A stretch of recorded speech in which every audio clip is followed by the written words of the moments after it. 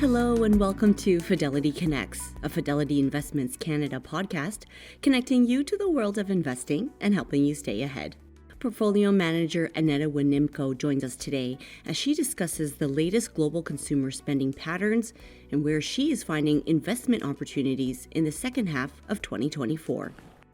Aneta talks about the challenges in the consumer sector over the past few years, from spending on all sorts of beauty and health-related products coming out of the pandemic to slowing down spending in some parts of the world, including China. Aneta is shifting her investment focus to India and Vietnam, pointing out a lot of big consumption opportunities there.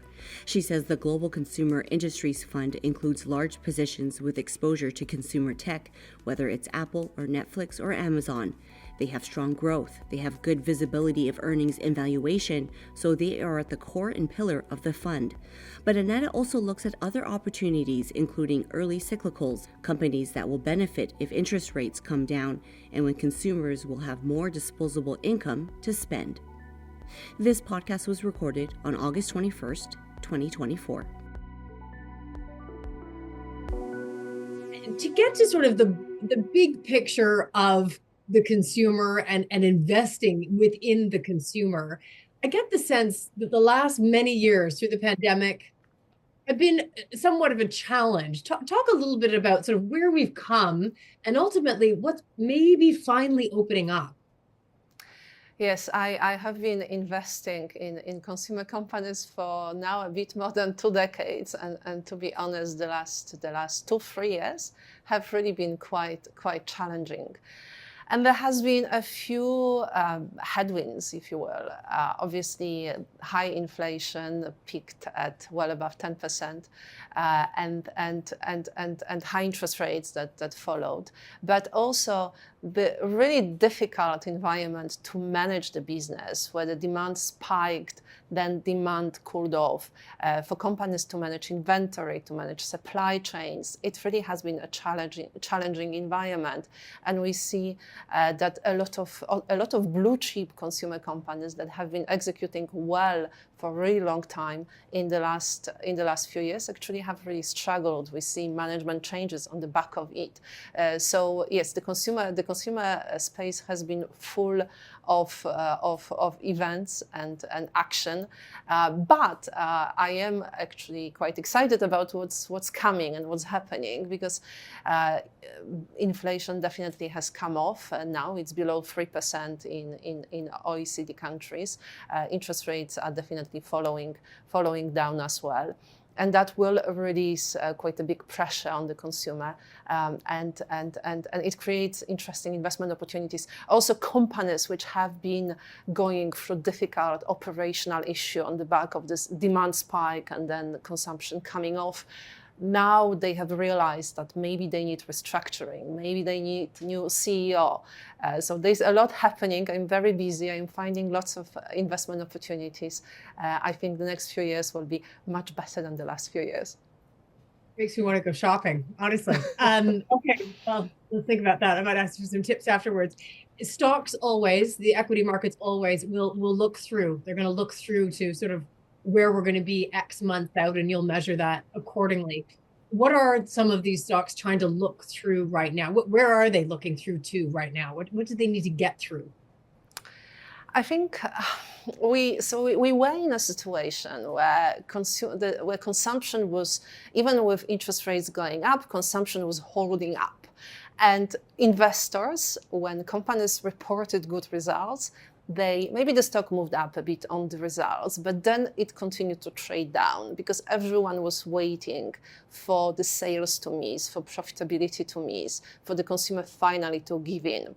And that lasted for a while, but a few quarters ago, we've started to see much weaker trading updates, much weaker results coming through. So we have seen this adjustment. The consumer recession, we have been experiencing it. It's not something we need to wait for anymore. And I think the market is now at a point where even when companies report weaker trading outlooks or weaker results, investors are willing to buy, because now they look at valuation and they say, okay, so this is in the news, we know things are difficult, but given the backdrop of interest rates and the consumption environment or even the job market, we can now place some investments here because things will be looking up at some point in the future. It's really interesting. And when you speak of the economy, I keep hearing certain commentators say things like there are pieces of recessionary movements afoot, but it's almost like they're rolling through different pieces of the economy rather than all the way through the economy. Is it true for consumer? I don't know if you agree with that premise, but is it true for sort of the consumer story that things are more visible now? I think, obviously, we are always worried about what might happen. We've seen a few playbooks of recessions and how things can deteriorate really, really fast. But when we look at the unemployment rates, yes, they are going up. But we need to ask a question: why are they going up? They are going up because the labor participation is at a peak level. So clearly, consumers are finding work appealing. We talked a few years back about the great resignation and not enough labor and the inflation being a function of that. We are seeing the opposite. The employees are coming back to the market and looking for work.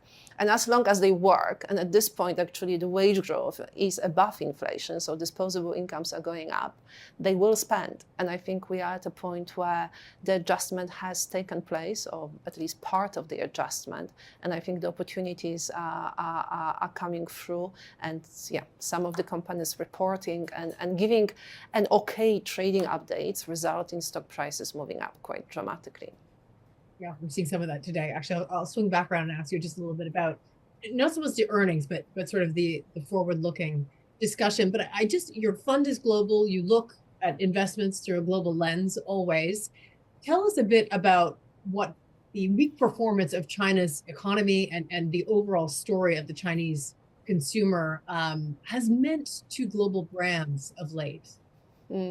Global brands have suffered the malaise of the Chinese consumer. The fact that the Chinese consumer, it's very hard when President Xi tells the consumers they should eat bitterness. That really does not inspire confidence in consumption or willing to consume. We are seeing trading down. Obviously, the high unemployment, especially among young consumers, is a problem. And we don't really see a change. And it is possible that the Chinese consumption story has played out and that we need to wait maybe a few more years before the housing stock adjusts. China is going through an asset recession where house prices continue to go down. The wealth effect has been negative. Also, the stock market has been quite weak. So it's difficult to be surprised that consumption is weak. The global companies, they have grown in China for a few decades. It has been the story of a lot of good companies, and the good companies got there first, and they have established strong, powerful brands domestically in China. They executed well. And this is why, in a way, they have been also penalized by their exposure to China. China has never recovered from COVID. The recovery lasted basically a few months and it all went backwards.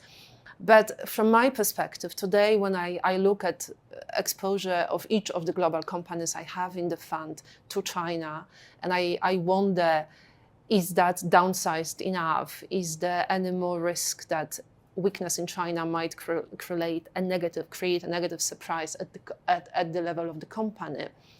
So obviously that's an important factor when I make my investment decisions. But at the same time, being global means that you can be flexible. You can manage down China, make sure that this business, the brands continue to be strong, that you maintain your market position, and you look at other opportunities. India is really exciting. I am going there in September again. I come. Yeah. Yes, of course. It would be a pleasure. We can do some good content. Yes, so India, Indonesia, Vietnam, there are so many big consumption opportunities out there that I think those companies really are not standing still and crying over China. They are looking at the next China and trying to build the business there. So when just to get to some of the way that you invest, what are you looking at right now? I mean, there are smaller companies that will come in with probably brands that kind of go to the moon and come back down quite quickly. Maybe they're, you have to see how long their longevity is. But are you broadly investing in the big brands that we know that are household names? Is that sort of what the fund is looking at, because they're large? The fund has a combination. The large positions, the exposure that I have I am invested in the consumer tech. So whether it's Apple or Netflix or Amazon, those companies for me have become like staples. They have strong growth. They have good visibility actually of earnings, and the valuations are not crazy. So they are like the core and pillar of the fund. At the same time, I also look for opportunities. Where are we in the cycle? So at this point, I'm quite excited about the early cyclicals, the companies that will benefit from the fact that interest rates will come down and consumers will have more disposable income to spend on durables, and maybe they will take on debt. Obviously, we are not yet there. The mortgages are still very high. Above 6% is too high in the US, but it looks like they might be at much lower level later in the year. And obviously, the pent-up demand is quite high. I also like the high quality kind of premium consumer brands, which again have been penalized, or the companies have been penalized mostly because of the exposure to China, which now has been downsized. But also they've been penalized because the consumer, the US consumer that traded up during the recession, during COVID, has traded out or down of those products. But I think as the pressures even on those kind of middle income consumers ease, they will come back. These quality products, they are quite addictive. Once you try them once, you probably want to buy them when you can afford them. So I think also outlook for those companies is looking better. That's really interesting, because the story has been for some time a trade down, and then a trade down from higher income to the trade down story as well. So you see that perhaps petering out or starting to trough. I think so. The results of Target, which I remember someone told me that the company is called Target. it's the premium. Where you are. Yes, the Target, the premium shopping opportunity for Americans. The results today show that maybe it's not necessarily the case that people have been trading down out of the likes of Target to Walmart, that maybe the middle income consumer is fine. It hasn't really been in such a dire strait as maybe the lower income consumer that we've seen suffering much more. It's so interesting, because it is counter, I think, to the consensus on the consumer. Hearing you say some of the things, and it's just so interesting, because you're looking obviously to go and invest in them, and so this is kind of new for us a little bit. Some of the consumer companies that have been a little bit waiting for the investors to come back, that we mentioned at the top, they've always been compounding, haven't they? I mean, they've been they're big brands. They have lots of they have plans to do and to move forward. Just talk a little bit about how they are sort of lying in wait and have been compounding, and just sort of what sort of opportunity that presents. I don't know if we get into generational opportunities, but a good company that's been sitting there compounding, kind of ignored, what does that represent? Well, the power of compounding, I guess those who have been investing in the stock market for the long time, they have benefited and they know what it means. So obviously, when you find companies which can grow through the cycle, companies that control their destiny through innovation, through coming up with new products, I would dare to say that Netflix has really become a staple. It's something that once you have it, it becomes part of your life. It really doesn't cost that much, and you probably don't switch to anything else, because in terms of quality and the amount of entertainment they offer, they really provide quite a lot. But key to that is really that the company stays very true to its strategy, that it continues to execute, invest in it, in this case in content and the delivery of that content. So the market has changed, because in the old days, the staples, the likes of Prodi P&G or Hershey, those were the compounders. Those were the companies that everyone needed to have because everyone used to eat or use the same products. Now, maybe Apple looks more like a compounder. Can we live without the devices of Apple and increasingly the services of Apple? So I think the market has changed. The concept remains the same, but the companies that kind of come into this kind of pigeonholes have changed. You mentioned Apple there. To what extent are you invested in the Mag 7? I mean, certainly in the sort of more consumer-facing things, but to what extent would investors be getting the Mag 7 if they're investing in this fund? Yeah. They have been core to my strategy for a long time. So it's not something that has come and happened in very recently. I have been owning those companies for a decade, and as I said, I see them as the kind of modern compounders, and the company, those really form the core of the fund. But outside of that, I see plenty of opportunities in the more traditional companies which are executing well or are well positioned in the economic cycle and should benefit from the macro drivers that hopefully will play out. Can you just take us a bit further? What are those companies? Not necessarily names, but what are you talking about? The ones that are more cyclically oriented? Home improvement is a space which obviously benefited from COVID, as we all were improving our homes, and then those companies have seen a few quarters of weak trading on the back of housing market, where the number of transactions, housing starts, it has been really quite weak because of the interest rates, but also because of the bottlenecks in terms of the ability and availability to find labor and building materials even. So those companies, as interest rates come down and mortgage rates move well below where they are today, I think the pent-up demand should come through. It should come through also because when we look at the demographics in the US, millennials are entering the prime period where they should be forming households. And during COVID or after COVID, we thought that millennials are not going to form, they've changed the way they live and they are going to stay single. It's happening. They are getting married, and as they are getting married, hopefully they will be moving out of their parents' houses and setting up their own household, and obviously buying houses and durable goods.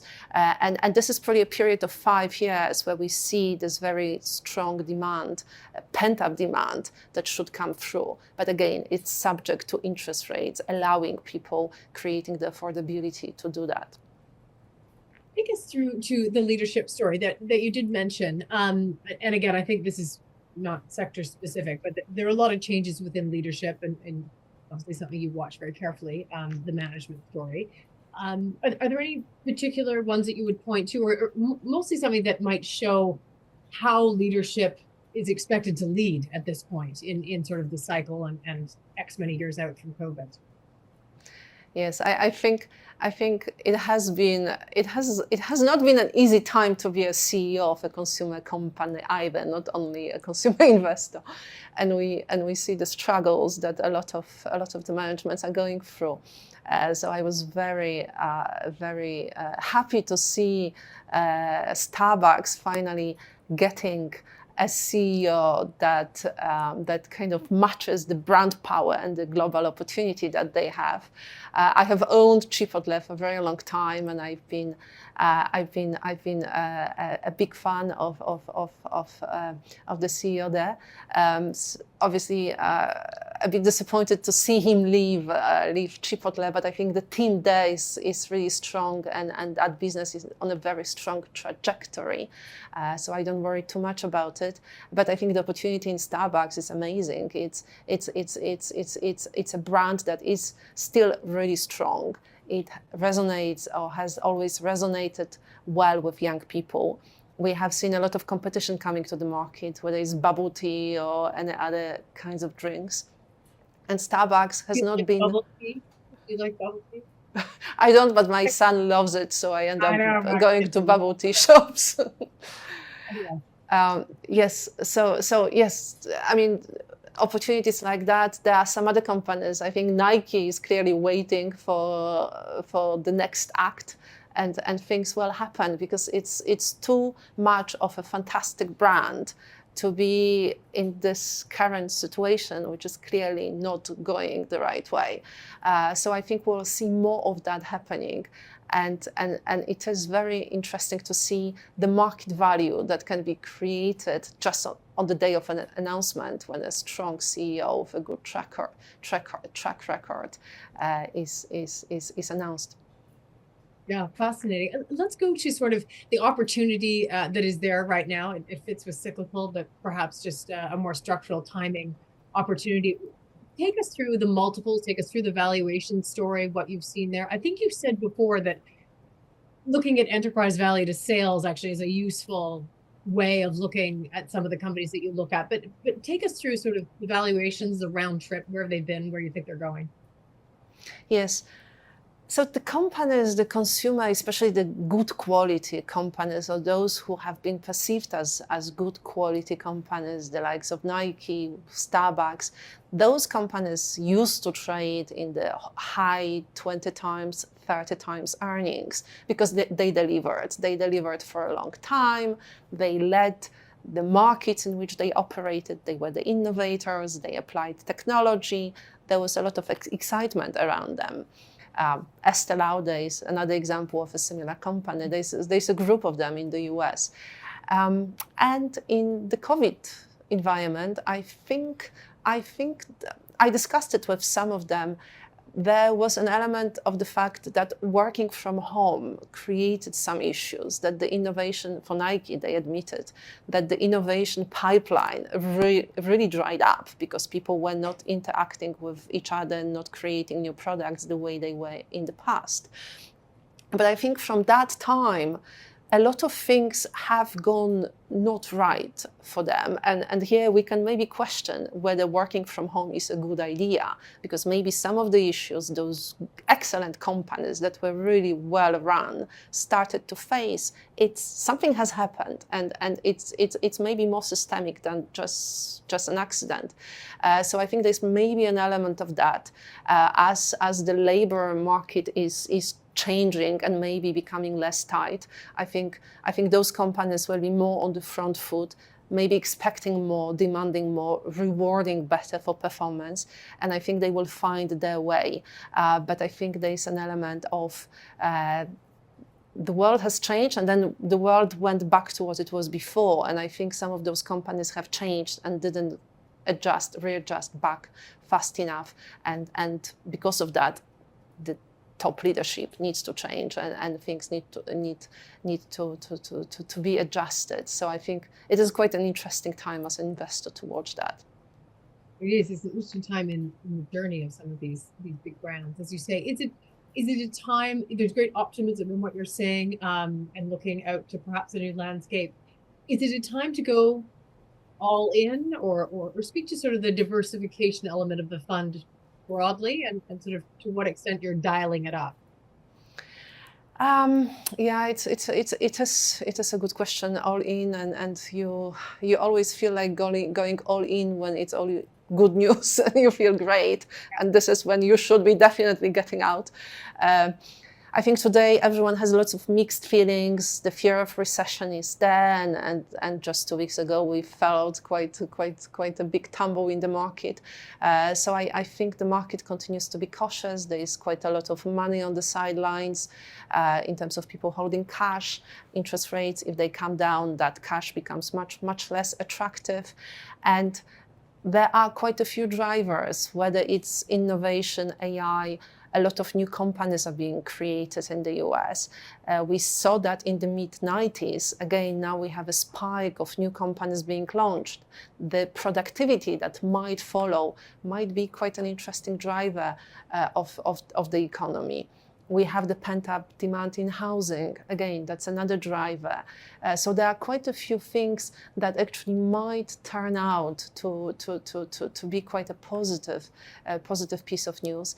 I think on the negative side, we have to be very aware of the geopolitical situations of what might happen what is happening in the Middle East, of what might happen in the Far East. It's very hard to predict those things, but obviously the market reacts and the market might move the wrong way, especially that valuations are quite high. But I think valuations are high because of the opportunities that are also in front of us and the market getting excited about some of them, maybe in some cases getting too excited. But I think there are reasons for some of the companies to be where they are. They have delivered very strong earnings over the last couple of years. Amazing. It seems like an amazing time. Let's just finish up. We've got a couple of minutes left with positioning as it is now that you would share with us. So take us through sort of within the fund. What are the sort of buckets that are there? So a few buckets. Always try to have a few buckets. The bucket that is there, or the pillar that is there, is the consumer tech, which as I've said, for me has become like the staples that I own and I want to own, and I don't want to sell them because they've worked for me and I can see why they will continue to work. But on the other hand, I am also allocating more money to the early cyclicals. I think the opportunities are there. Companies that execute well, companies that are in markets that are quite consolidated. The level of competition is not too high. The consumer demand might not be yet there, but I see it coming through, or I hope it will come through eventually. There is also a bucket where I invest in the premium products, the luxury goods, premium cosmetics, where I think those companies are very good at innovating, they have pricing power, and as the consumers feel better, the wealth effect continues, they continue to work, hopefully they return to those products. I think one of the things that will stay, I think, after COVID is the health and wellness awareness. I think this is something that maybe it's not only COVID, it was there before, but I think we all want to live longer lives, look younger, spend money on ourselves. And here I see interesting opportunity, whether it's sportswear, or the GLP-1s, the drugs that help people with obesity, but also people who have maybe a little bit too much weight and they are willing to sacrifice in a way a bit and take them. It is also a very interesting and attractive space. So always trying to find a few different areas where I invest. The entertainment space is also quite interesting, whether it's Netflix, but also companies like Disney. The question, can it be turned around? It has a very attractive brand portfolio, but obviously it operates in a market that is still quite difficult. But the competition is coming out because the other companies are struggling much more. So there are different kind of pockets of interest that I have where with the analysts, Fidelity analysts, we kind of go deep, we spend time with those companies, we try to understand the drivers, which allows us to have the conviction to stick with them when there is a weak quarter, or when there are some concerns about the business. It's fascinating, and it's so interesting because so many of the names and areas that you invest in are exactly what we get up and do every day. Extra interesting to listen to you take us through why they're good investments. Aneta Wynimko, welcome back to Canada. Delighted to see you, and thank you for your time today. Thank you very much. Always happy to visit Canada. Thanks for listening to the Fidelity Connects podcast. If you haven't done so already, please subscribe to Fidelity Connects on your podcast platform of choice. And if you like what you're hearing, leave a review or a 5-star rating. Fidelity mutual funds and ETFs are available by working with a financial advisor or through an online brokerage account. Visit fidelity.ca/how-to-buy for more information. While visiting fidelity.ca, you can also find information on future live webcasts. And don't forget to follow Fidelity Canada on Twitter and LinkedIn. Thanks again. See you next time. The views and opinions expressed on this podcast are those of the participants and do not necessarily reflect those of Fidelity Investments Canada, ULC, or its affiliates. This podcast is for informational purposes only and should not be construed as investment, tax, or legal advice. It is not an offer to sell or buy or endorsement, recommendation, or sponsorship of any entity or security cited. Read a fund's prospectus before investing. Funds are not guaranteed.